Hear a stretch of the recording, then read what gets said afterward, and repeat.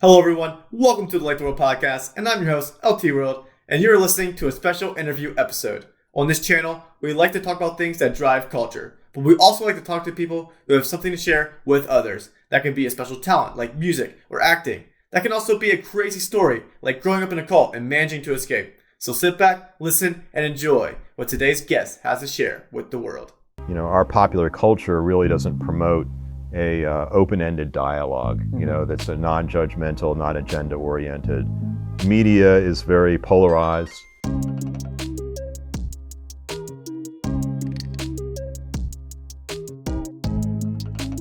think most people look to be finders rather than seekers. Why do you think it got like this? Why do you think there isn't as much open dialogue? Why do you think there's so much bias? What do you think caused this to happen? The inner part of us that is tribal. The internet has given us such an immediacy to access institutions that I'll say just won't serve us. Criticism is an extremely vital part of growing. Unfortunately, a lot of people, criticism has been linked to someone else trying to dominate them. It's always great talking to you. I think that it's always stimulating. I think that I always learn something. I always feel like I'm challenging myself in a way and allowing myself to think out loud. And I think that having an audience for that, I think is a very, use a religious word, I think it's a very sacred thing that you're doing. So thank you. Hello, Michael. Welcome to the show. Glad to have you. For my audience, would you just like to share a little bit more about who you are and your background? My name is Michael Cantor. I grew up in the DC area, Silver Spring, Maryland. Born there. Spent a couple years in Europe as a kid. Spent most of my, I would say, formative adulthood in Baltimore City, though. I have a degree in engineering, environmental, civil, but I didn't really stick with that too much and kind of segued into, luckily I was able to segue into a couple of my childhood passions that I developed, primarily magic and photography. That was back then, and then that kind of led to another side business as a bookstore as well. So nice. How long did you do magician work and all that stuff? I'm still doing that, actually. Oh, really? Yeah. In fact, that was my primary income up until COVID hit. Mm-hmm. And a lot of artists, magicians, all that stuff who did public work like that got really shut down because of COVID. So. Hugely. Yes. What did you do then over COVID to kind of make up for that? Stressed out a lot. Fair enough. I basically, I was doing online book sales, and I've had bookstores before, mm-hmm. So I sort of shifted gears into that, and that's why I thought, hey, well, maybe I'll start a business of a bookstore again and see how that goes. And, if magic comes back, it comes back. If it doesn't, mm-hmm. There'd be actually some nice complementary businesses, because I've actually, in previous bookstores, I've actually been able to have a little performance space. Yeah. And we've been able to offer parlor shows for smaller groups, and those were generally pretty successful. So yeah, I mean, speaking of bookstore, that's kind of where we're at right now. Is that your location? Exactly. Where are you located at? What's the hours and location of your store? We're located at 701 Cumberland Street in Lebanon, Pennsylvania. Okay. And our hours right now are open Tuesday through Friday, 10:30 to 4:30. Saturdays 11 to 4. But that's probably going to expand as hopefully business picks up. So. Yeah. And what's currently what do you offer at your bookstore? What makes your bookstore unique, or what's kind of like what sets you apart?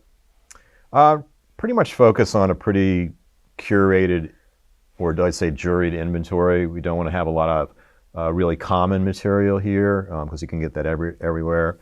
But basically focus on things like classics, art, philosophy, religious history, mythology, folklore. But also we have a lot of periphery, like just science fiction sells very well. A little bit of modern fiction. We have a lot of history. But once again, we try to focus on books that are a little bit maybe unique or a little bit off the beaten track. As well as time-honored classics. So, is there a reason why you selected those type of books to be featured? Basically because a lot of times the large box stores that sell the books, they might have the most popular title of a classic author, but they won't have any of the material that maybe is less known. Mm-hmm. So we can focus on that and have material that people maybe wouldn't be used to seeing.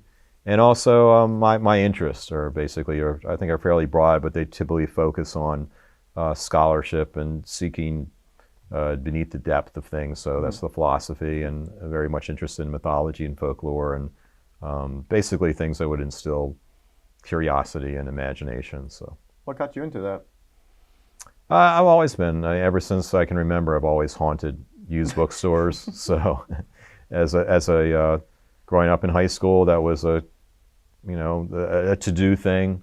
I always liked the treasure hunting aspect of it. I always liked the ability where you find something, and just through reading something that in fact, I've had even phenomenal books that I just liked the cover, and then all of a sudden it wound up being an amazing, material that got me into something else, and I think that just the being able to springboard from something into something else that you didn't even imagine. I think books are a very time-honored tool for that. Mm-hmm. I think it because primarily, a book, all you're really given is a word, so you have to use your imagination to fill in the rest. Yeah. And by doing that, I think it basically promotes curiosity. It promotes wisdom. Mm-hmm. It produces. If too much is given to you, once again, you don't have to exercise your own facilities. So yeah. Do you have any favorite particular genre that you focus on, or author, or anything?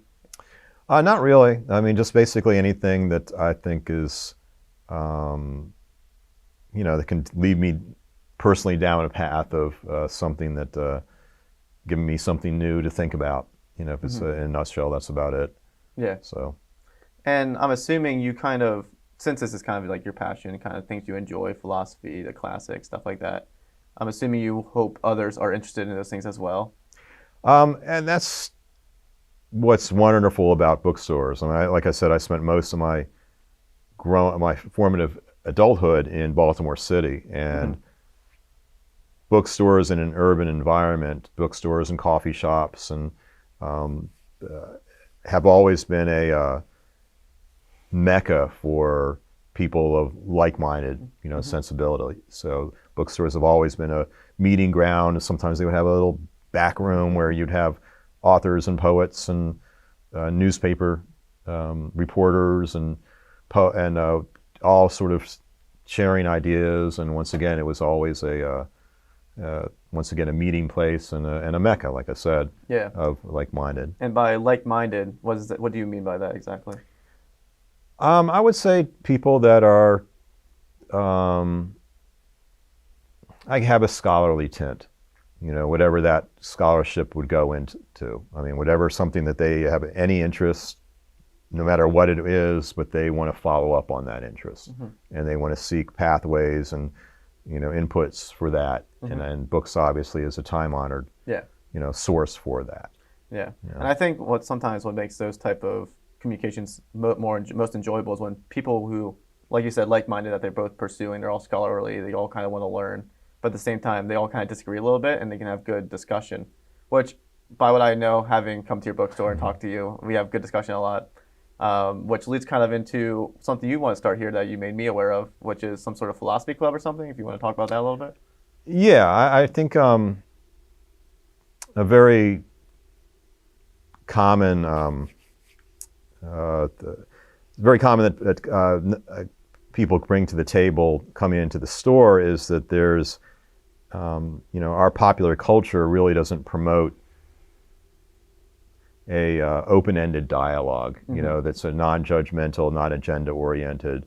And as we all know, most of these major networks, major media is very polarized, and anybody who lives their life a little bit knows that most people just want to live their life, and most people are a lot less polarized than the social and traditional media make us out to be.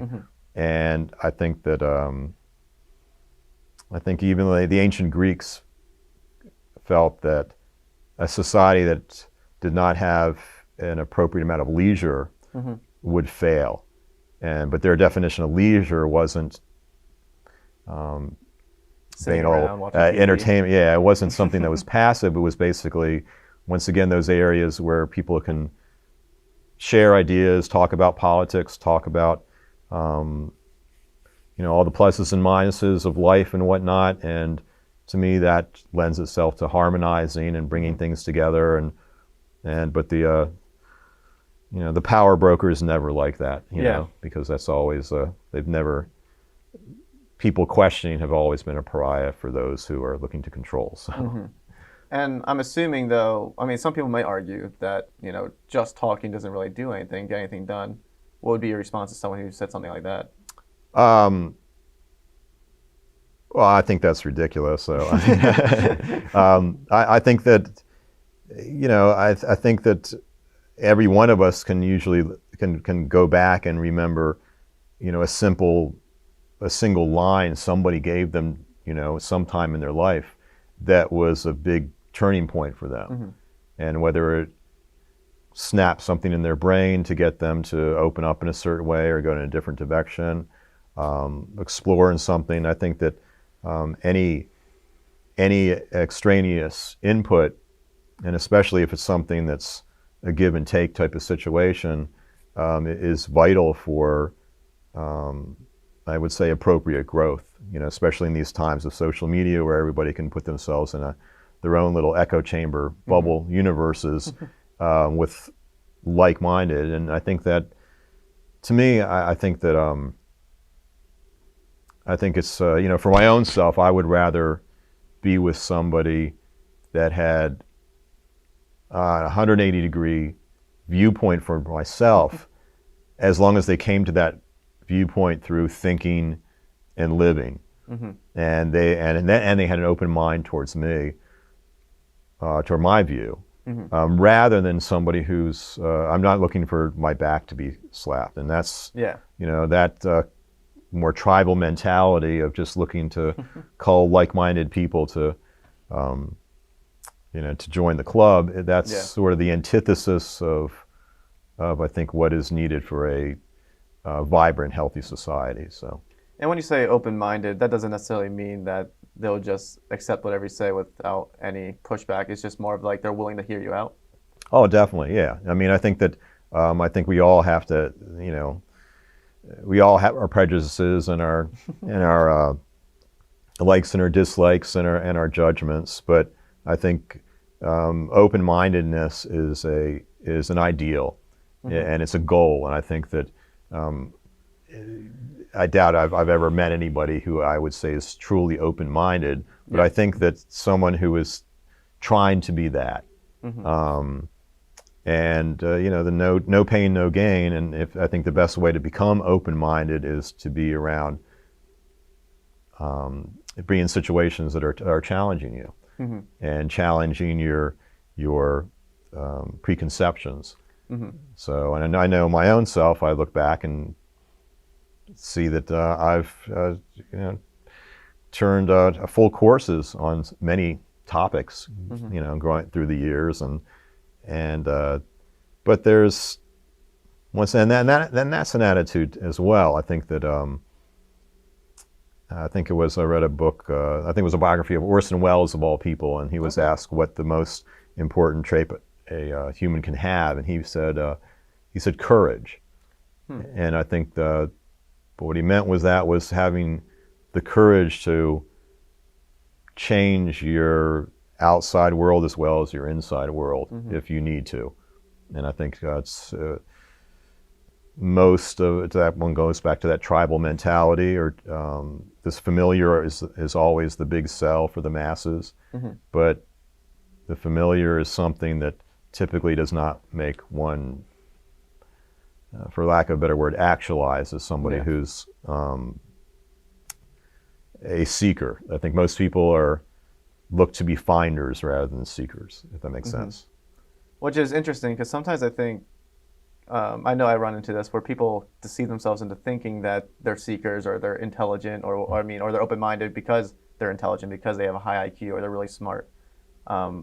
But what would be kind of your response to that idea that because I'm intelligent, I must be open-minded? Well, I think there's different types of intelligence. Obviously, I think there's analytical intelligence, but analytical intelligence is very separated from, I guess, what they call emotional intelligence. Mm-hmm. Someone who has a ability to have healthy cynicism, a sense of humor. I myself have found some of the more intelligent audiences are sometimes the easiest to fool. Whereas, because if you're dealing with somebody who's very analytically minded, if you are a good BSer and you can sculpt a logical path for them to go down, they will always go down that path. Yeah. Whereas someone who's not looking to necessarily put something in a formula and they just see things as they are, that's why sometimes children are harder to fool than adults. Because an adult is used to a start and a finish, whether it's a physical or a mental, whereas a child sometimes doesn't have that programming yet, so they're not going to jump to the end. They're going to try to see things as it is, right as it is. So. Yeah. Now, I would like to kind of jump into that then about kind of culturally how we are right now in the open-minded aspect. But before we jump into that, I don't know if you ever mentioned what you're doing at your bookstore, like time and the event itself, because I know you're starting a philosophy club. But what would be, if people are interested in that type of stuff, like open-mindedness, discussion, like-minded people, how can they have that within the local area of Lebanon, PA? Well, we're going to start a club starting next week from Saturday, which is, I believe, the 16th, is it? July 16th? Yeah. I think so. And that's going to be on Saturday mornings. We're going to have it from 9:30 to 11. Okay. And hopefully we'll get people we're going to have, once again, just to promote, the only agenda really is to not come with an agenda and be willing to, work towards being open-minded and recognize that, once again, just trying to, I think, the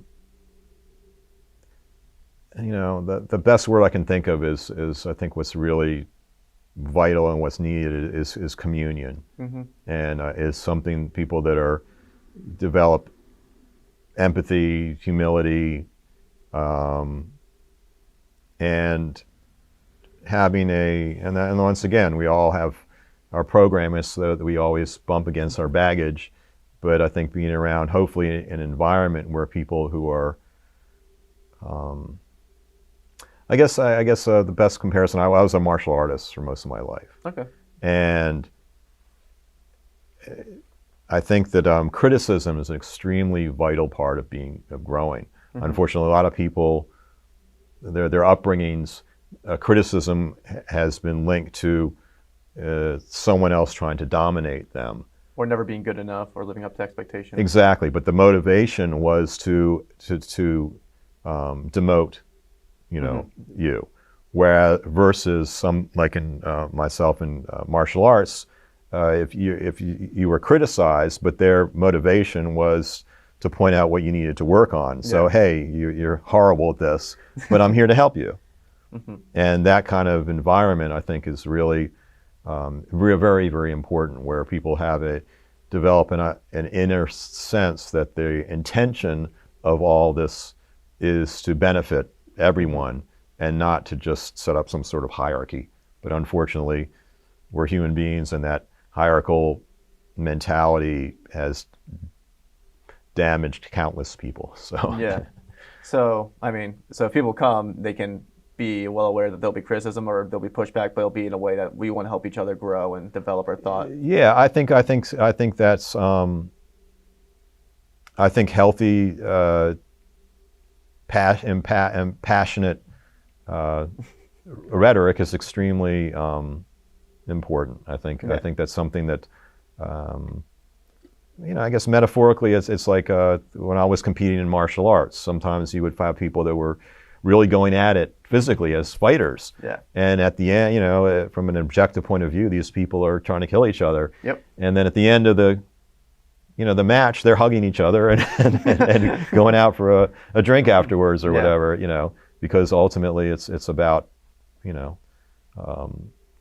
it's about pushing one's personal path and not, setting up once again at some sort of, power structure. What would be the structure of the club?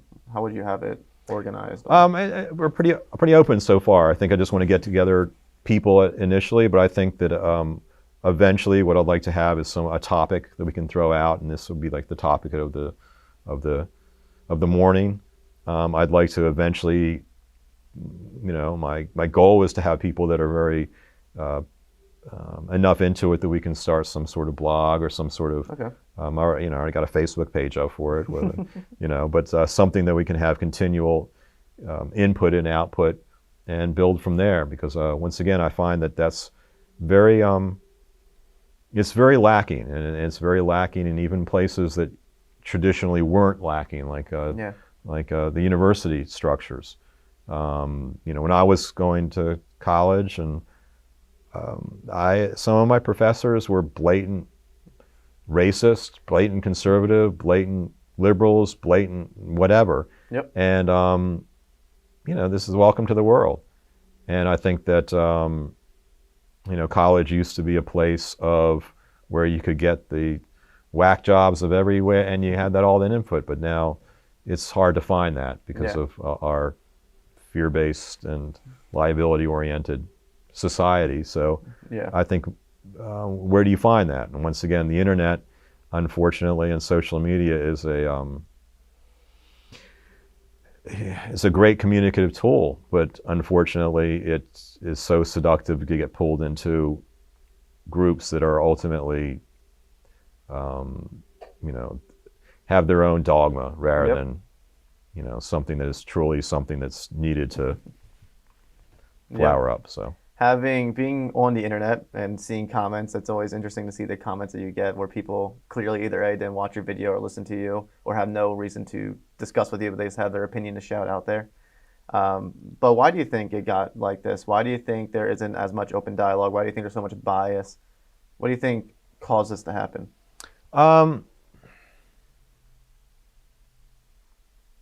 I think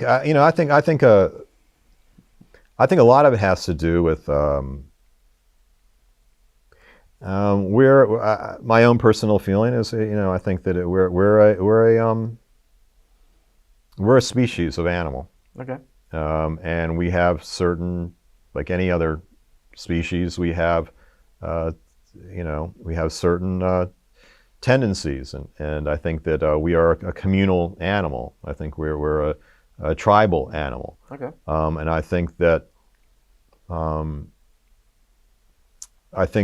prior to the internet, especially in more urban areas, which I always find, that's why I think the urban areas are such a fantastic place, at least for my exposure.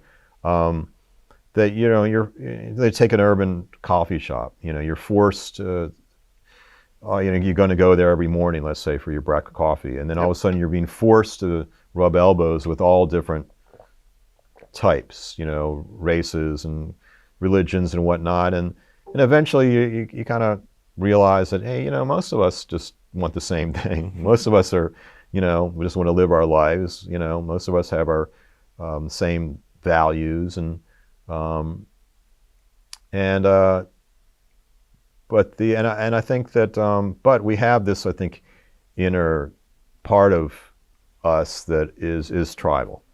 Yeah. And I think that the internet has given us such an immediacy to access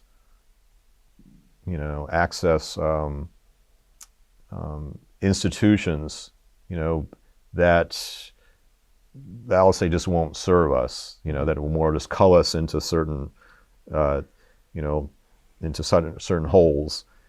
And prior to that access was a lot more limited, and you could spend your time much more easily, or be forced to spend your time, once again, rubbing elbows with people that weren't of the same, the same mentality. Yeah. So I think that once again, that seduction to maybe it's always been us, so we've always been the Colosseum and the Colosseum goers. We've always been the people who are lining up for a witch burning, and that once again, that tool right there has been able to allow us to do that, enter those dogmatic worlds in a very profoundly safe arena. I mean, you can be entering this in your, sitting on the toilet in your house, and you can extricate yourself when you need to, or you can whatever. Do you think not seeing faces adds to the issue, like not having impersonal conversations? Oh, sure, definitely. I think that in the psychological community they call them nonverbals. Yep. And I think that we're being spoken to constantly when we're with another organic being in languages that have nothing to do with just necessarily the arbitrary words that we've decided to use based on the language that we're using. Yeah. And I think those nonverbals, it's interesting. I think an example of that is when computer dating became really big. Online dating? Online dating, yeah. That's still a big thing.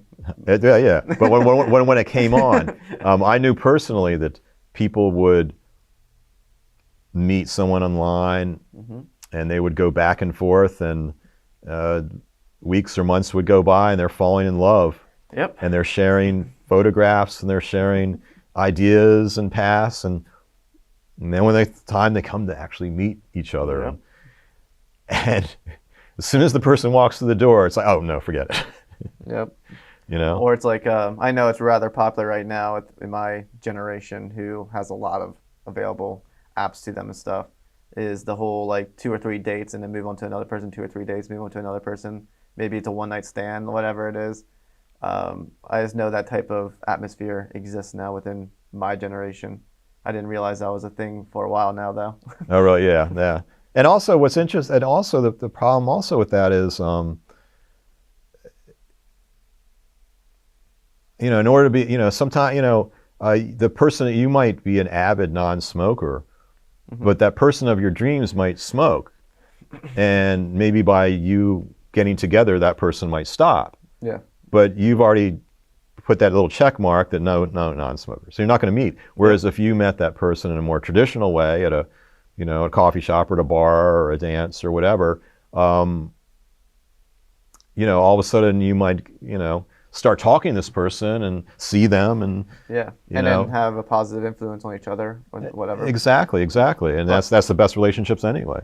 Now this kind of leads into an issue I know I've run into before, talking to certain people who don't like meeting other people of other beliefs. I come from a Christian, more conservative background, and I know sometimes I have people who are afraid to talk to other religions or other people or whatever, because there's this idea that you'll be polluted or led astray or something like that. Likewise, someone could say with the smoker example, well, yeah, one might stop smoking, the other one might start smoking. They could have the opposite effect and have what they might see as a net negative. So what would you say to someone who's afraid of this idea of inner dialogue, coming together, different cultures meeting, who are afraid of being polluted per se? Well, I think that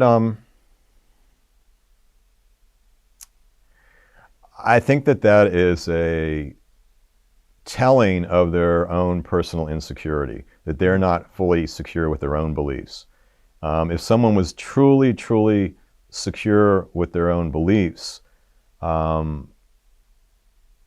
they wouldn't feel that fear. And I think that fear is, and once again, it goes back to that tribal mentality of, I'm going to hold on to my whatever I've decided is true. My belief or ideology. Right, and sometimes if you're with somebody who is devout in certain, let's say somebody I was being apostatized to, somebody's trying to convert me. Yeah. I found sometimes the most adversarial thing I can say to that person is, that's wonderful that you feel this way, and but I don't need it. I'm fine the way I am. What works for me, and Yeah. and they'll, well, no, this can be, and I'm like, oh, no, I'm fine, and something in them doesn't like the fact that someone can be very, very secure and comfortable, maybe more so than them, in something that, whether they're atheist or a religion Yeah. that they don't believe. So Swings both ways. So back to your query, I think that that anybody who's truly,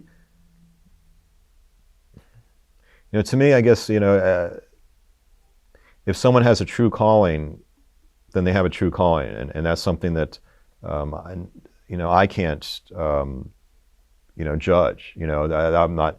But if it was a calling that was through their being, that was a transformative thing within them, that becomes who they are, and they should be a rock with that. Okay.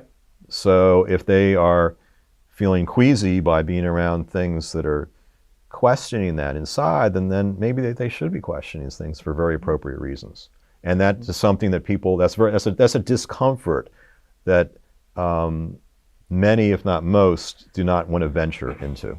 Yeah. I mean, most people don't like being uncomfortable. It's kind of against our nature. Right, but So- but think about where that discomfort comes from. The discomfort is just purely being around the other, someone who's not like you, and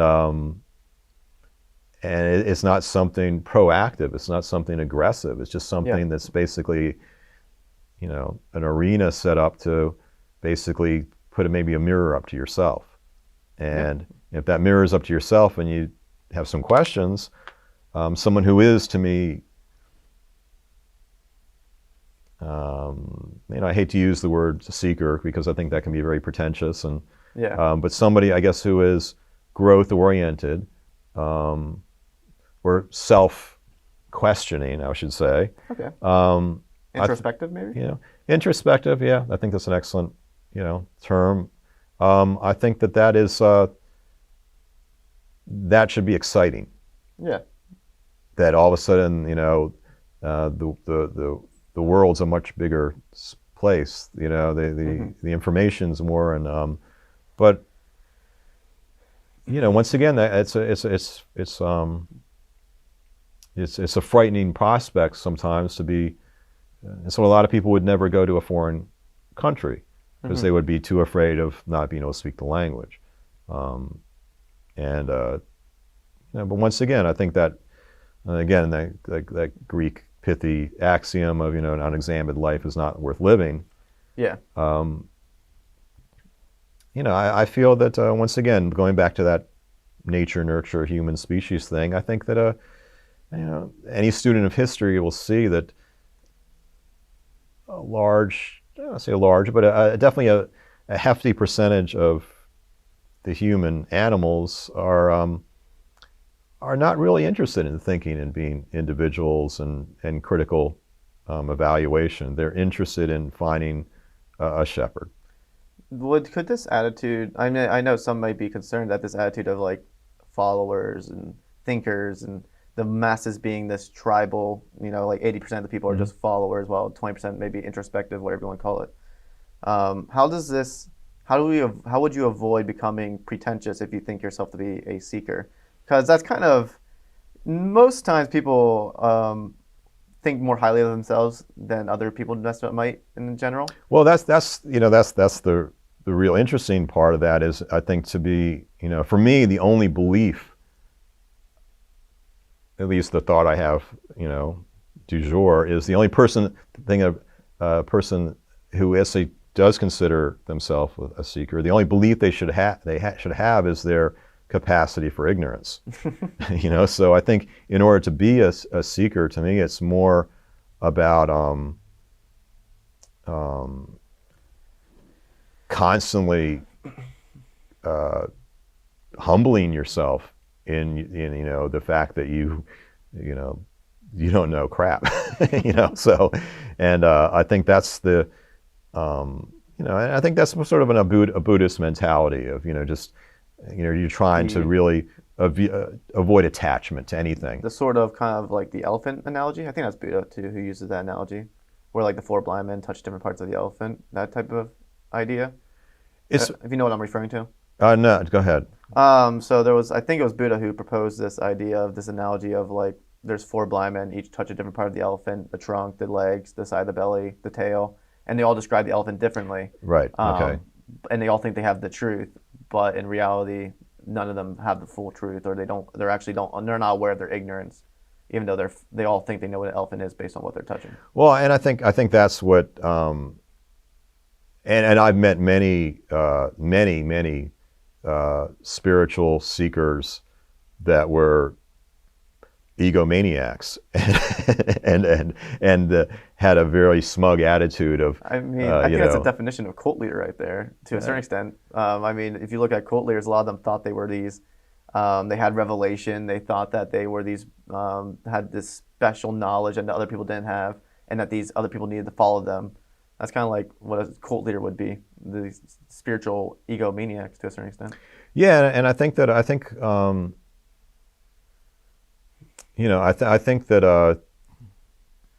ultimately, I think that to be a seeker is to be once again going back to the communion and harmonizing and recognize that you're part of something much bigger than yourself. Mm-hmm. And the outside and the inside are really the same thing. As above, so below is the Hermetic axiom. Okay. And so if you place something outside of yourself hierarchical in any way, that's you're negating that aspect of, well, what are you're just putting some hierarchical dictum on yourself. Mm-hmm. And so once again, I think it's more about you're constantly looking for illumination, and I think that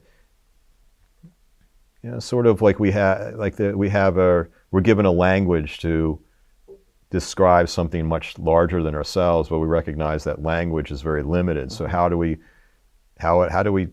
increase that verbiage? How do we get more ability to describe, to touch, to feel, to move? And once again, that I think that and I think that it all comes in, I guess, in a nutshell of yourself. How many people do you meet that you would say, for lack of a better, are just truly curious people? They're curious. I mean, curious as far as the meaning of life and stuff. I would say I meet a lot of people who aren't. Most people aren't like that. But if you look at even something more commonplace is the known cells. In other words, I've met countless people that would never try a new type of food. Okay.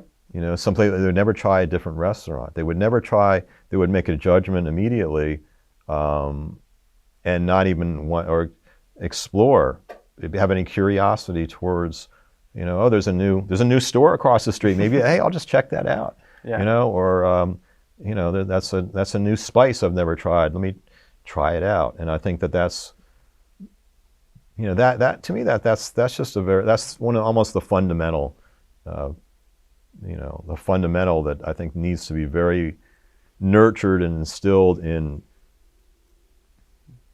people's when they're young, is once it goes back to that safe environment where to say it's okay to be curious, it's okay to explore, it's okay to screw up. Yeah. It's okay to reinvent yourself. That's another thing I find a lot very common is this sort of want to define who you are and not have that ability to say, well, maybe who I am is not, who I should be. Okay. Yeah. And I think we have that. Once again, it all goes back to that clinging on to we're a computer and we're programming ourselves and being programmed, and we don't want to let that go. So. It's always that's why being challenged to, and be around people that are, titillate you in certain areas, and in areas with a safe path. That makes So any sense. if we, by the way you're kind of describing it, someone might wonder, well, is there any hope for someone who isn't a seeker to become a seeker? If we are, as you kind of word it, animals, led by mostly instinct and passion, is there any way for people to actually change? Is there any way for us to actually try to grow, or is it just kind of up to fate? Oh no, definitely. I think it's just the nature nurture. I think there's a certain percentage of humans that will not change. Mm-hmm. They are who they are at a very deep level. Do you think there could be a culture that we could develop that would make it that more people are introspective? That would be ideal, yeah, because I think that there's a huge percentage, probably the largest percentage of people that could enter that that place, but they need to be educated that it's okay to be in that place. It's okay, but then you're dealing with egos, and you're dealing with you would need an environment that instills. That's why I think that it's vital to have art in school at a very young age, where people are being in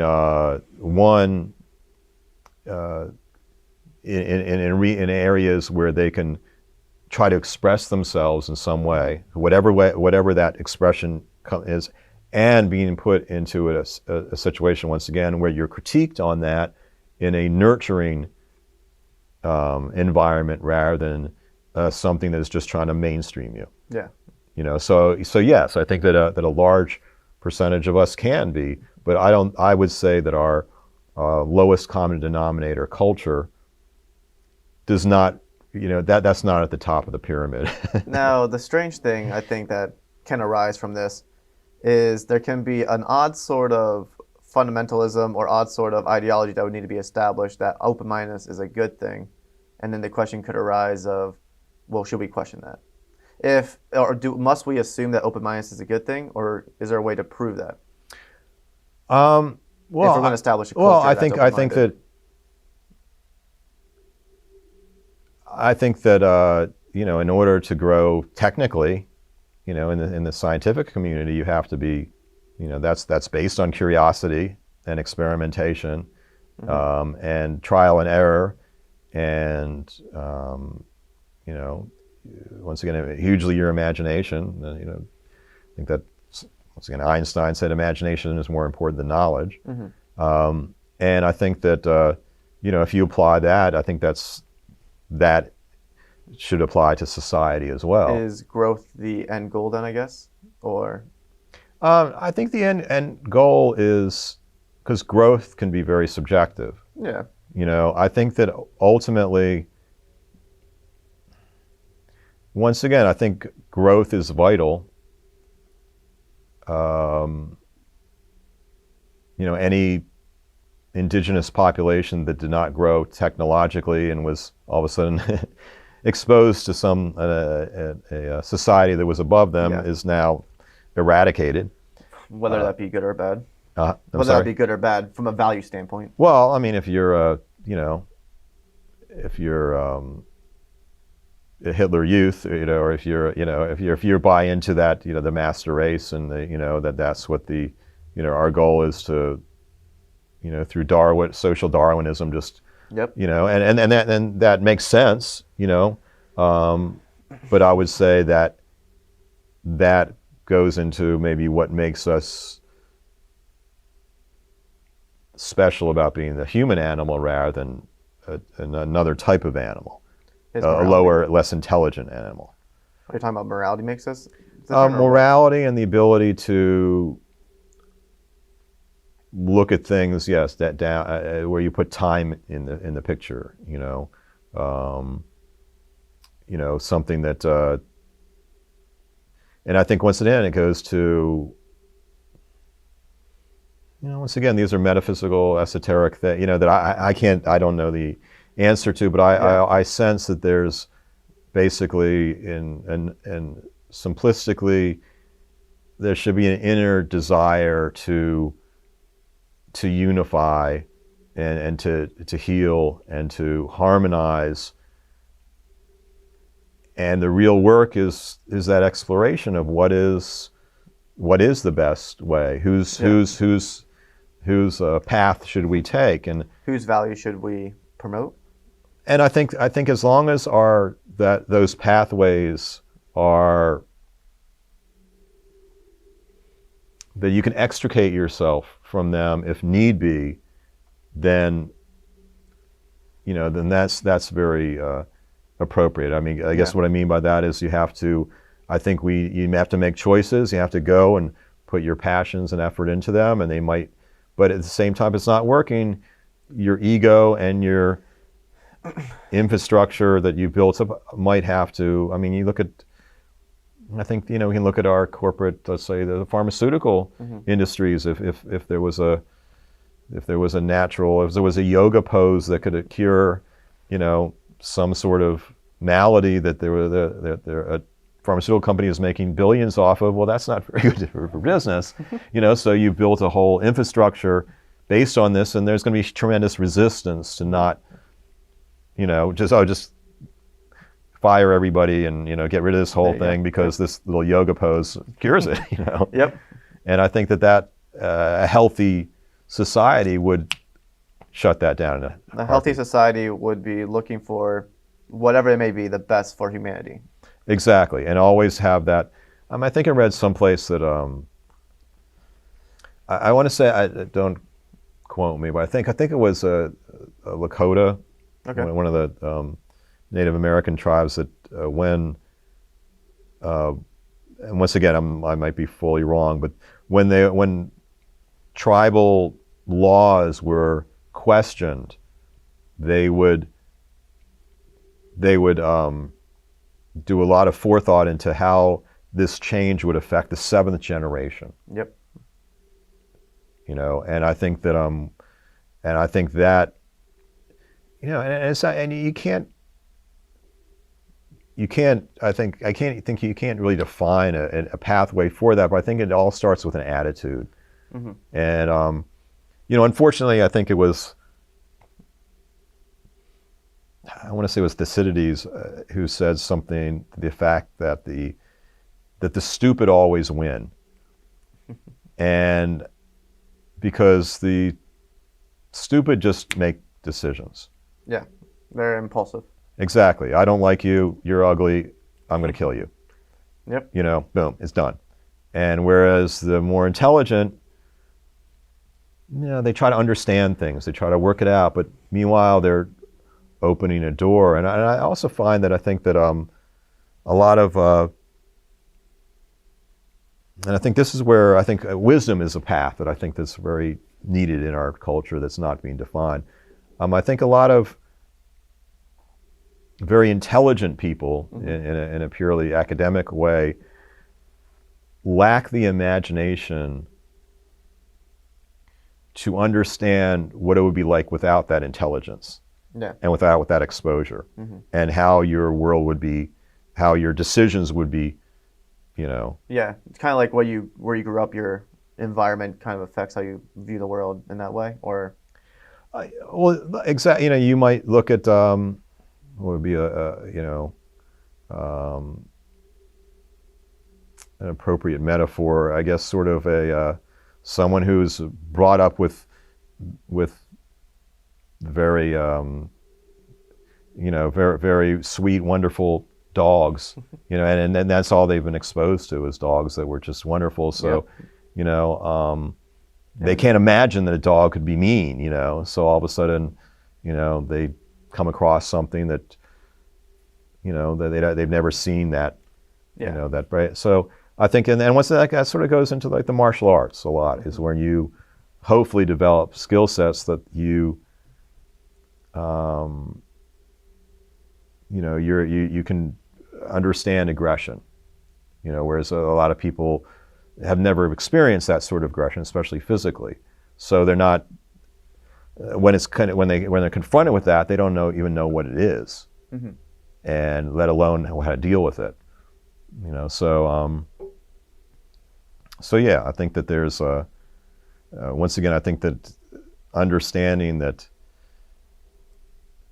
motivations and the potentialities of what the people that are just have to make rash decisions, Yep. or people that are very intelligent but have no empathy, Yeah. or so, Cool-hearted. Yeah. or just power, that they are, they and whereas somebody who's empathetic and humble and kind might assume in their being that everybody is looking ultimately to compromise and get along, whereas some people have absolutely no interest in that at all. Yep. And that's another other side of the sword you have to deal with is, unfortunately, I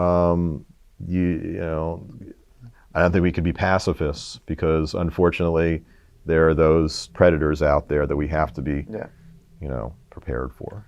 Yeah. So it's a hard balance. I enjoy this conversation. I enjoy talking about culture and how things structure and all that stuff.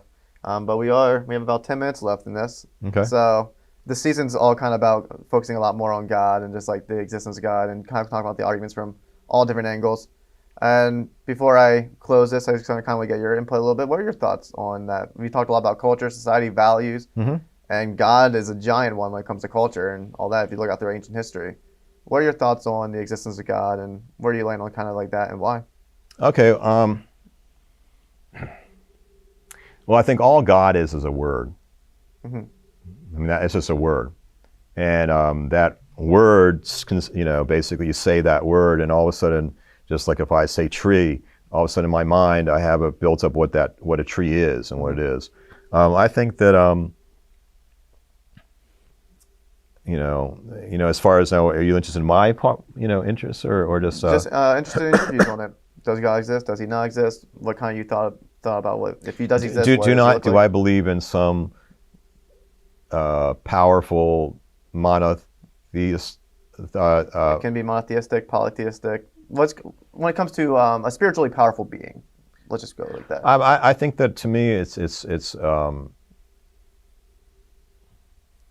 I think to me the whole concept of that is something that I just can't buy into. Okay. And the reason why, not that what I mean by buy into is, I think that,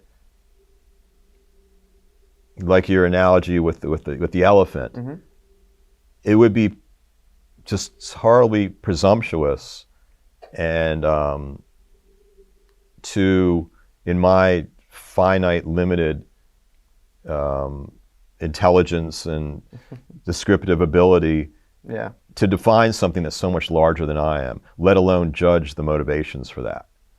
So, so the concept of God, all I can say is, do I believe that there are things out there, mysteries that I am not privy to? Absolutely. Of course. That's basically as far as it goes for my own self. That I think that that there's definitely a veil, and every once in a while that veil comes off a little bit, but to just actually describe what that is in my limited, then because then if I guess so. No, I don't believe in having faith in something that was dictated in a tome by other humans. We all know what the telephone game. There's a million things you can bring into that, and I think that religion has done some marvelous things, but historically, I would say the cons outweigh the pros. Okay, that's fair. That's fair. I think that any statistician could evaluate that in such a way. So yeah. As far as sometimes I can I look at what we are doing to ourselves and our planet, and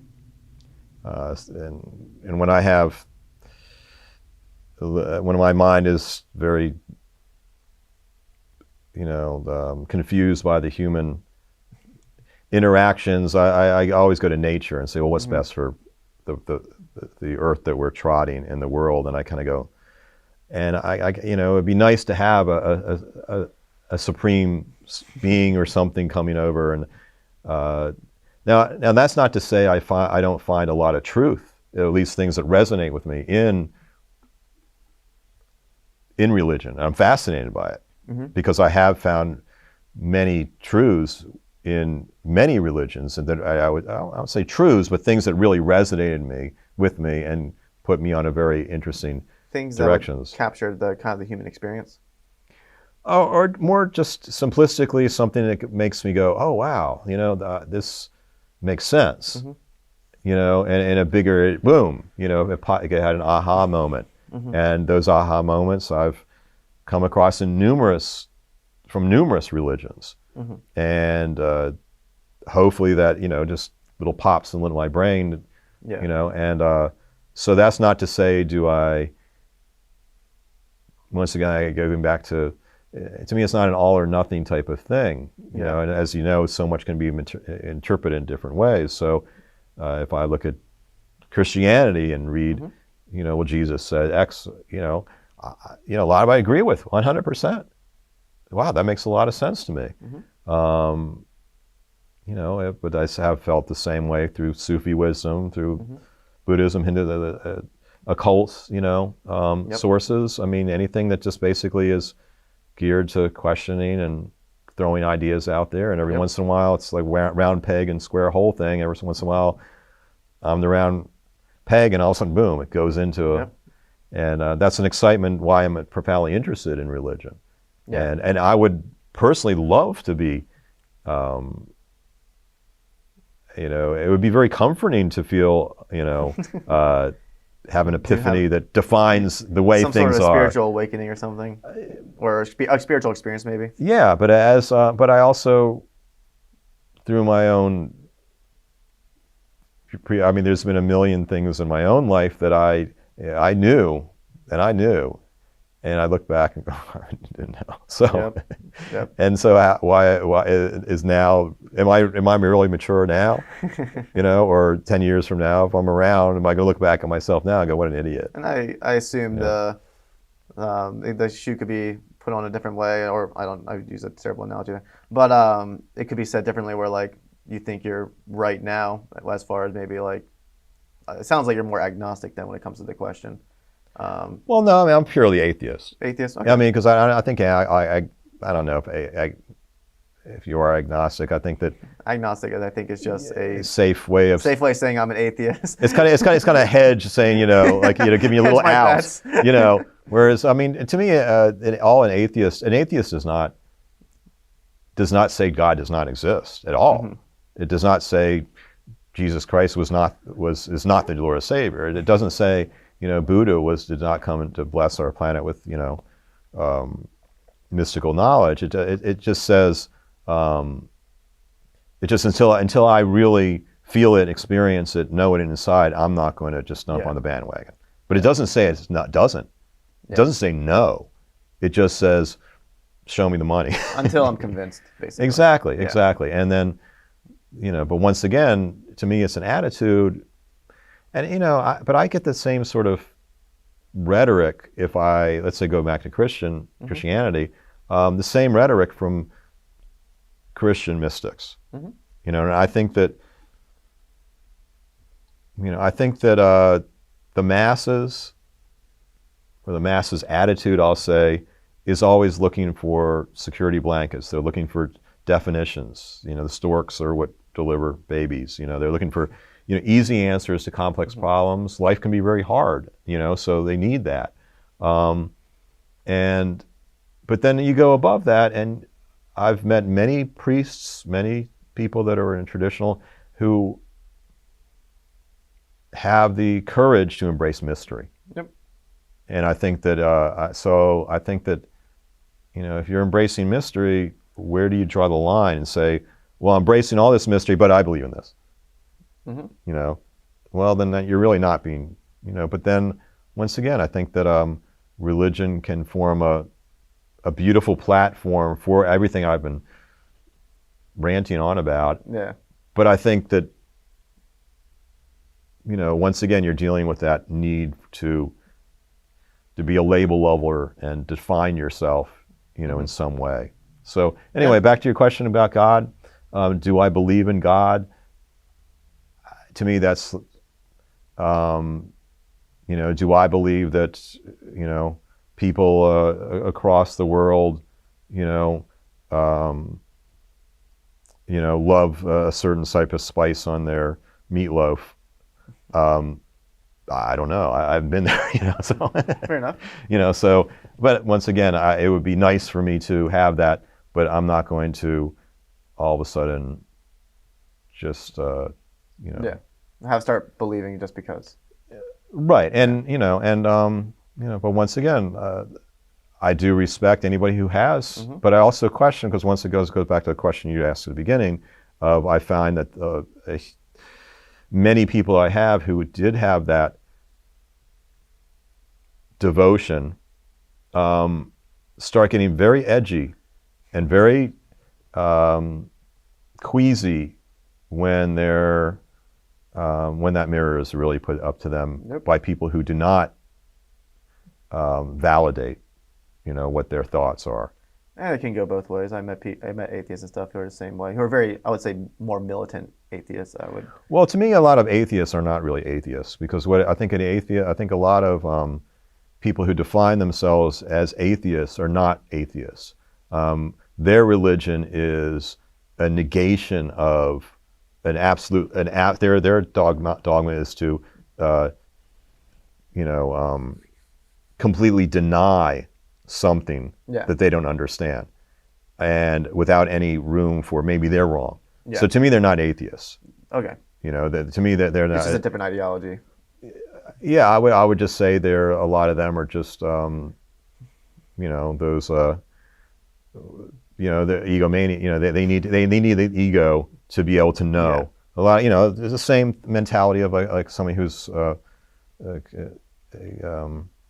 conspiracy fanatic. Yeah. So once again, by at least my definition, my readings, those people who are judgmental in that respect are not really atheists, because they're not, they're not giving their own selves a little window that they might be wrong. Yeah. So, well, we are basically at our time. I would love to keep this conversation going, but for time reasons. Come to the club. Join the club. Yeah, right. Oh, man. But it's been nice talking to you. Is there anything you want to share before we close out? No. It's always great talking to you. I think that it's always stimulating. I think that, I always learn something. I always feel like I'm, challenging myself in a way and allowing myself to think out loud. And I think that having an audience for that, I think is a very, to use a religious word, I think it's a very sacred thing that you're doing. So thank you.